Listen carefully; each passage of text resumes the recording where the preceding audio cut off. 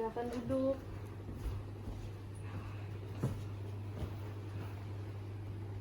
Selamat datang di Poli Gizi. Perkenalkan, nama saya Rizky Amalia Rahma. Saya sebagai ahli gizi di rumah sakit ini. Maaf, dengan ibu siapa? Dengan Ibu Santi. Baik, ada yang bisa saya bantu? Tadi saya habis dari ruang dokter, terus saya dibuat surat rujukan dan disuruh ke ruang ahli gizi untuk ini, Bu. Baik, saya lihat dulu ya, Bu. Tadi sudah ditimbang belum, Bu? Belum, Bu. Oke, kita timbang dulu ya, Bu. Ya.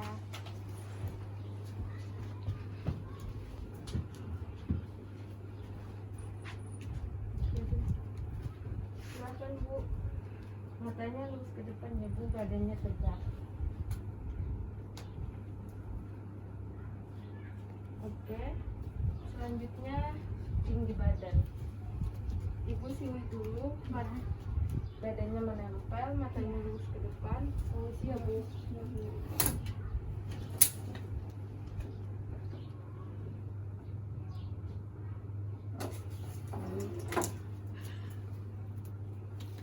Silakan, Bu. Selanjutnya kita mengukur suhu badan dan lila Ibu.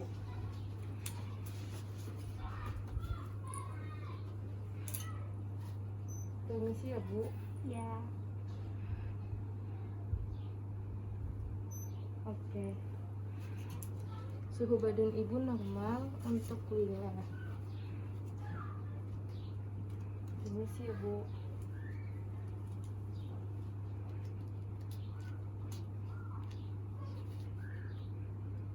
Oke.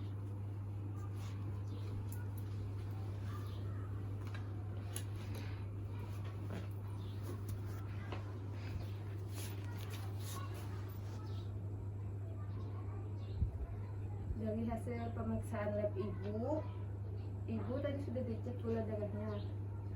Iya, sudah, Bu. Ini hasil gula darah Ibu 300 ya, Bu. Ya. Untuk normalnya gula darah yaitu 80 sampai 140. Berarti gula darah Ibu tinggi. Terus Ibu ada keluhan apa? Keluhan apa? Saat ini keluhan saya bisa pusing, sering pusing, terus lemas, Bu. Oh, itu saja, Bu. Ya, Bu. Oke, kalau boleh saya tahu kebiasaan makan Ibu bagaimana? Saya suka makan yang manis-manisan yang berlebih, Bu.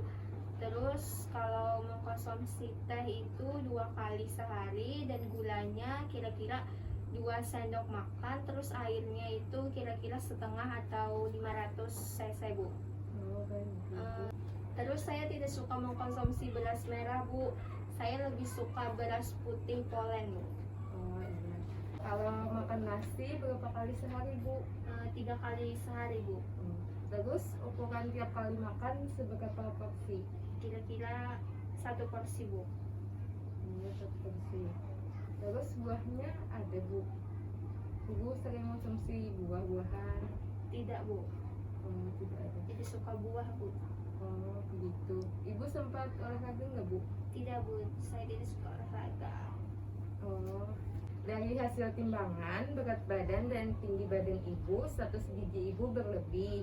Dari hasil gula darah Ibu tinggi dan dari riwayat makan kita ambil kesimpulan bahwa Ibu mengalami DM tipe 2. Iya. Berikut adalah gejala DM. Sebelumnya diabetes tipe 1 dapat berkembang dengan cepat dalam beberapa minggu, bahkan beberapa hari saja. Sedangkan pada diabetes tipe 2 banyak penderitanya yang tidak menyadari bahwa mereka telah menderita diabetes selama bertahun-tahun karena gejalanya cenderung tidak spesifik. Berikut beberapa ciri diabetes tipe 1 dan tipe 2, yaitu meliputi sering merasa haus, sering buang air kecil, terutama di malam hari, sering merasa sangat lapar, turunnya berat badan tanpa sebab yang jelas, berkurangnya massa otot, terdapat kotoran dalam urin. Keton adalah produksi sisa dari pemecahan otot dan lemak akibat tubuh tidak dapat menggunakan gula sebagai sumber energi.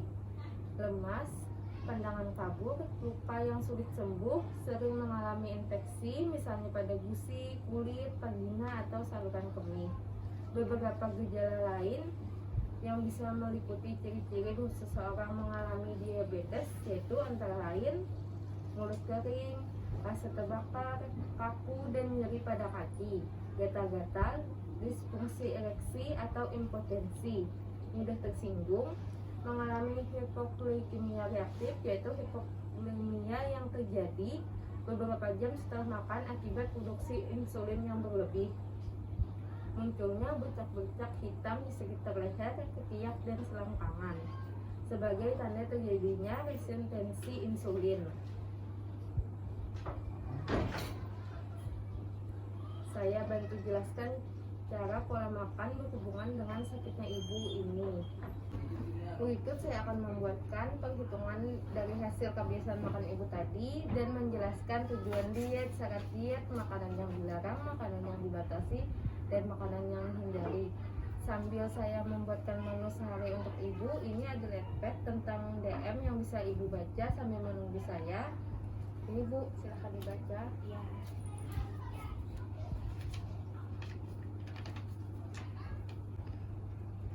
Baik Bu, saya akan bantu jelaskan cara pola makan ibu berhubungan dengan sakitnya ibu. Tujuan diet DM membuat dan mengatur kadar gula darah mendekati normal dan menurunkan gula darah.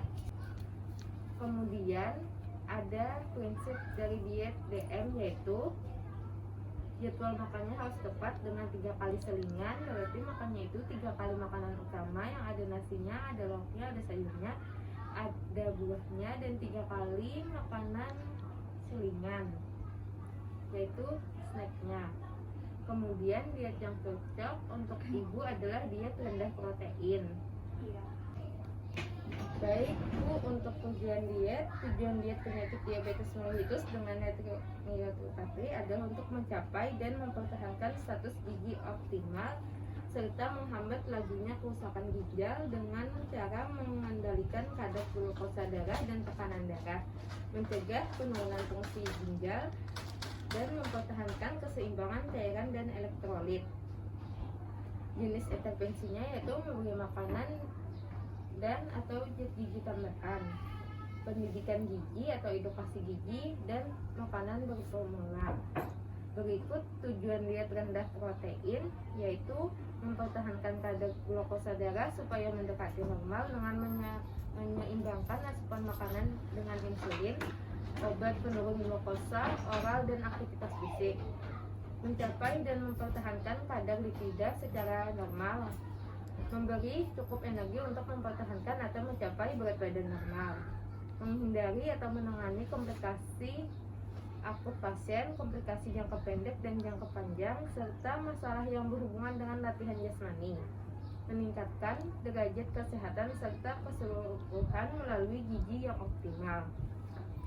Syarat atau prinsip diet rendah protein yaitu energinya cukup. Kebutuhan energi ditentukan dengan memperhitungkan kebutuhan untuk metabolisme basal besar yaitu 25-30 kilokalori per kilogram berat badan normal, ditambah kebutuhan untuk aktivitas fisik dengan keadaan khusus yaitu kehamilan, laktasi, atau komplikasi.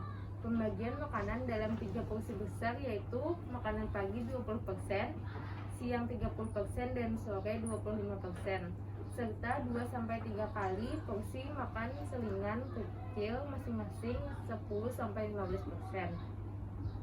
Protein normal yaitu 10-15% dari kebutuhan energi total. Lemak sedang yaitu 20-25%.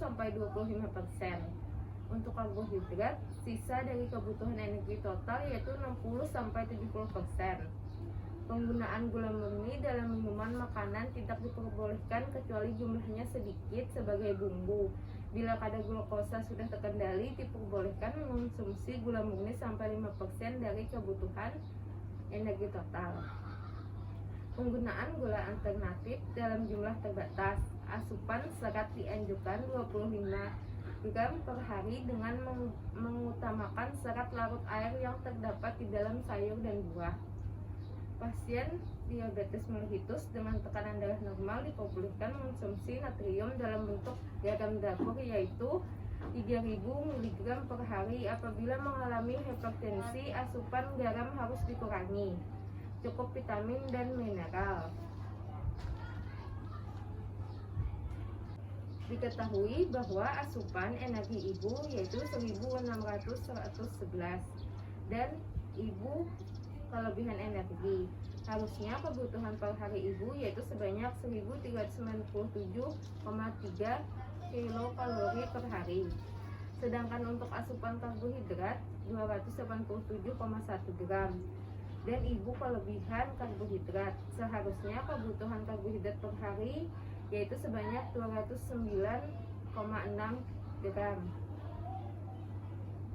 Untuk asupan protein ibu 45 gram dan protein ibu itu normal.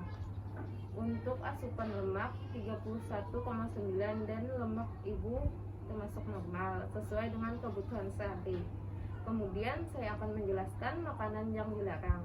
Makanan yang dilarang yaitu roti tawar, makanan yang terbuat dari tepung terigu, sayuran yang dimasak dengan tambahan garam, keju, mentega, dan saus dalam jumlah yang banyak.